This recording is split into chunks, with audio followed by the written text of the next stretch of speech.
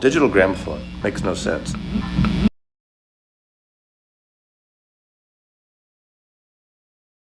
Hey guys, so I know I said that my next video would be the start of my favorite 200 albums list, but Hedley posted this country vinyl tag and I couldn't resist. Had to take a part. I figured it was only appropriate that there was another fat man, bearded man talking about records that should participate in this. Hedley, fantastic idea, especially with the jazz vinyl tag going around. I'm a big fan of vinyl tags that are not going to get a lot of responses. So you picked a real winner here. The first one was your oldest album. This is a George Jones album from 1962. The New Favorites of George Jones. Maybe the greatest country vocalist of all time. Him or Patsy Cline, probably. Maybe Dolly. Dolly's up there. Kind of hard to say. He's one of my favorites, though. Your newest country record. Okay, so so far this year and last year, I didn't buy what I consider like a real country record. So the last one that I bought was 2019, and it's the Highwomen. Absolutely amazing album. These super groups don't really, or haven't happened in country for a while. And this was a brilliant idea, clever name. Brandi Carlile, Amanda Shires, Natalie Hemby, Maren Morris. All of them are fantastic on here. An incredible guest vocal from Yola on here. Yeah. One of my favorite albums from 2019. Country label, I don't know. This is the best that I could come up with because you had another label question down. This Jimmy Dale Gilmore album from 1991. This is Fair Square. Came out on High Tone Records, which is a kind of a small label. I believe is based in Oakland. But yeah, they put out a lot of country, roots, rockabilly, that kind of stuff. So I added some questions to make it like an even 20, just for the hell of it. So I picked an alt country or Americana label as well, and I'm New West. And this is Robert Ellis. This is his third record, self-titled. Came out in 2016. He's an amazing singer-songwriter. For those of you that aren't familiar with him, I would check him out. Really good guitar player as well. Kelly Doyle, I believe, is the guy's name. It's in his band. An amazing lead guitarist too. I've seen them live, and when they play together, it's fantastic. The other cool thing about New West is that they partner with Austin City Limits to put out the Austin City Limits performances on record and CD. This is Doug Song from 1975. I have a few others of those. One other one by him with the quintet, with the lineup. International. So the only thing that I had to answer with is this guy, Australian Andy Gollage. His album Namoy. Dean at Grandma's Handbag sent this to me as VCLT. This is kind of more like Americana sounding, but really, really good singer-songwriter. This is his debut EP. I've really enjoyed spinning this. It just came out 2020. Bluegrass. So one of my favorite musicians, maybe my favorite bluegrass musician, Jerry Douglas. Greatest dobro player. This is his album Fluxology from 1979. Came out on Rounder Records. The artist that you know the most albums by, but I would say that the most, especially if I count CDs, would be Johnny Cash. And that's almost everybody that's participated in this that I've seen. This is his album from 1962, The Sound of Johnny Cash. Live album, this is one of my favorites. BR549, live from Robert's Western World in Nashville, Tennessee. one of my favorite places in the entire world. Incredible music at this place. BR549 was like one of the regular house bands for a while, before they struck it big and became a nationally touring act. They didn't really make it big, but anyway. This is just an incredible live album, fun live album from this rootsy, vintage throwback, country, swing, rockabilly band. Everybody should check out Me and Opie Down by the Duck Pond. Well, her little hot cat pecked the tree. Out of the swamp came Ernest T. Go to flashing as he hit that pipe. Out of the blue came Barney Fife. Well, now Barney come down to nip that still, waving an axe, a lawman's thrill. Oh, don't smoke, you'll turn yourself green. Give me up a puff and I'll show you what I mean. Don't tell Andy, don't tell Aunt Bee. They will come a looking for Opie and me. Tell them we're dead or tell them we're gone. Me and Opie down by the duck pond. Box set, Heartworn Highways. This was put out by Light in the Attic. The documentary about Texas singer-songwriters. Towns Van Zandt is a central character in it. Guy Clark, Rodney Crowell, Steve Earle's in it. This has the movie and 2 LP set, or just no, maybe it's a single LP set. Yeah, it's got a poster, some other stuff, a booklet. It's a really, really nice box. Picked it up at Record Store Day. Duet album. Could have gone in a lot of different directions here, but I decided to talk about an artist that I haven't seen too many people talk about. Kelly Willis and Bruce Robeson. They're a couple. I believe they're married. And this is their album Our Year, which came out in 2014. It's on 30 Tigers. Kelly Willis put out an album in the late 90s called What I Deserve. It's one of my favorite country albums of all time. This is a really cool, Bruce Robeson is a very cool, has a great vocal style and a really good songwriter. They've always kind of partnered together, I think, going back to that album from the late 90s. But yeah, this is a really cool. The last track is a cover of the Zombies, This Will Be Our Year. It's where they got the title from. So if you're gonna introduce somebody to country music, what would you do? That's a tough one, right? And yeah, it would be easier to go with like a country rock band or something like that, you know, to kind of get them. But I thought, why not go with one of the first real crossover artists, and Patsy Cline. Just get them Patsy Cline's greatest hits. They'll get them moving towards country for sure. Of course, if you just want to throw them in the deep end, just Dwight Yoakam's Hillbilly Deluxe. Yeah.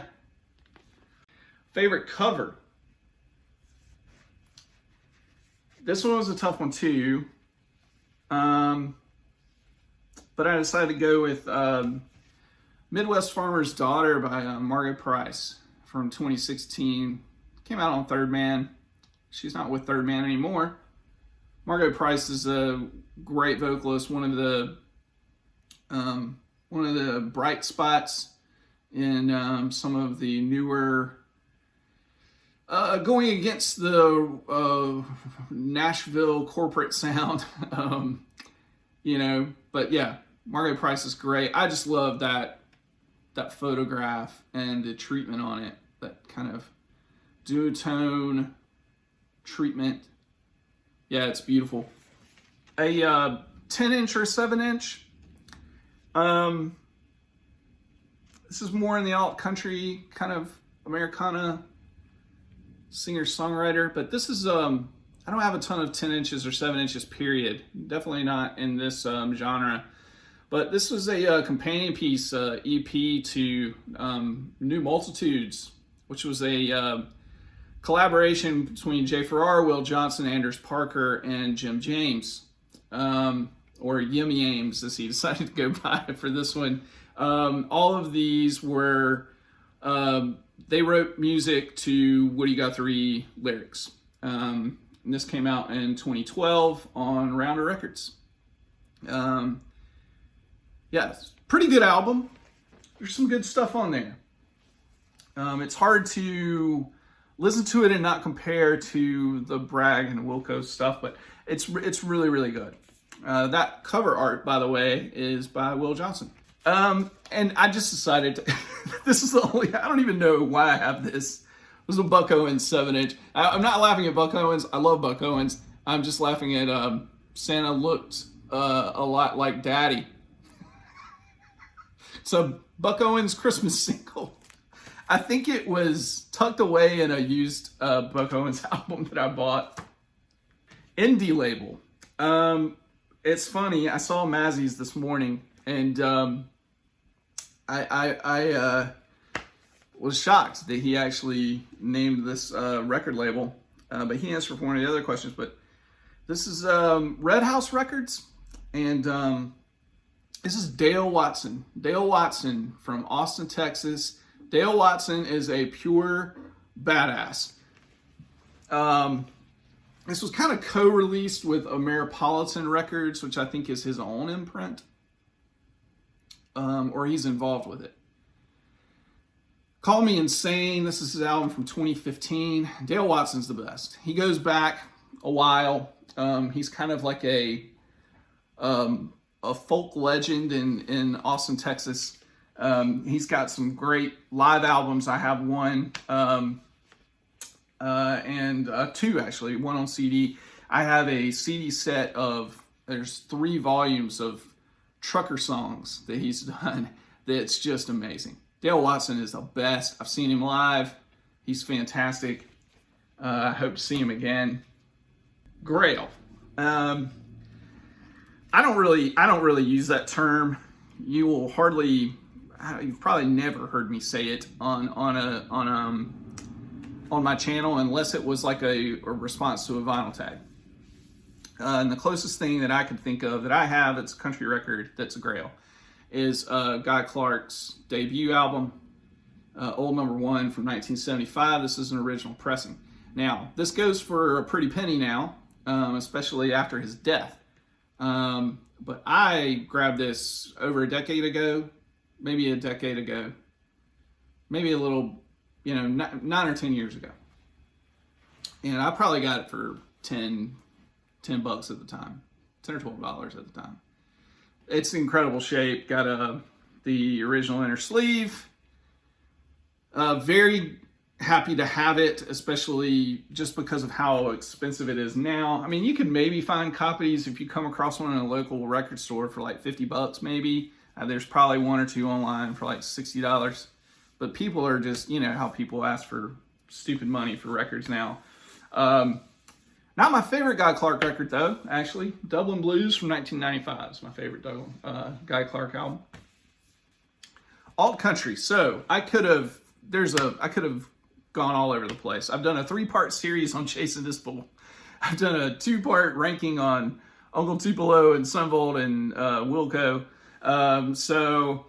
I've talked about plenty of other artists on my channel that are in this world, but I don't think I've ever talked about these guys, and this is one of my favorite alt country Americana albums. I definitely put it in my top 40 probably as far as that genre is concerned.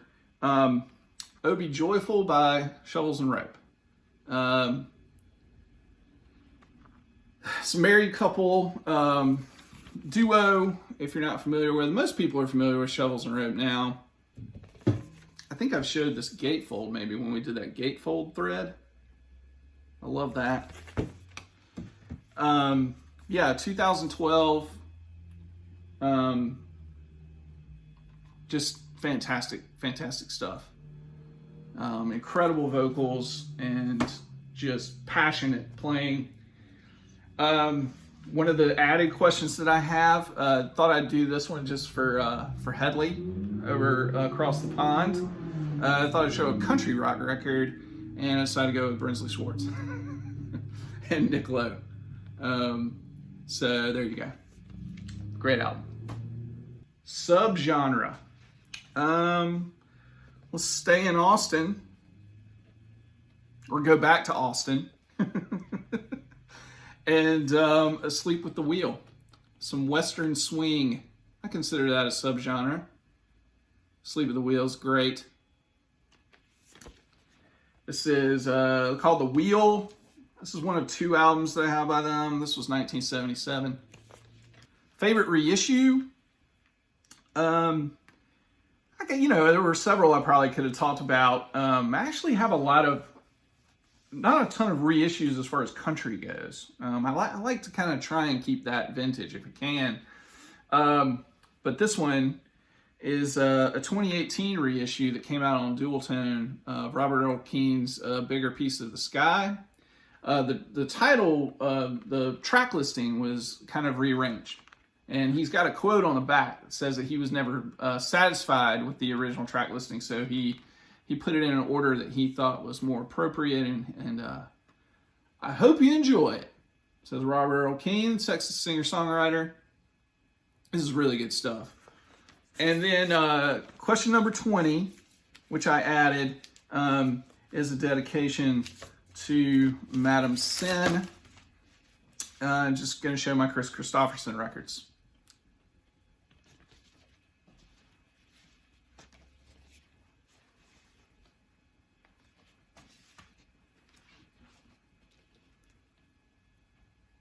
Still in the shrink, that one. And of course, Jesus was a Capricorn. So I just have 4, but they're all dandies. So yeah, that's it. Hope everybody's doing well. And yeah, I promise that my next video will just be my favorite, beginning of my favorite 200 albums. So Hedley, again, thanks for doing this. Great idea.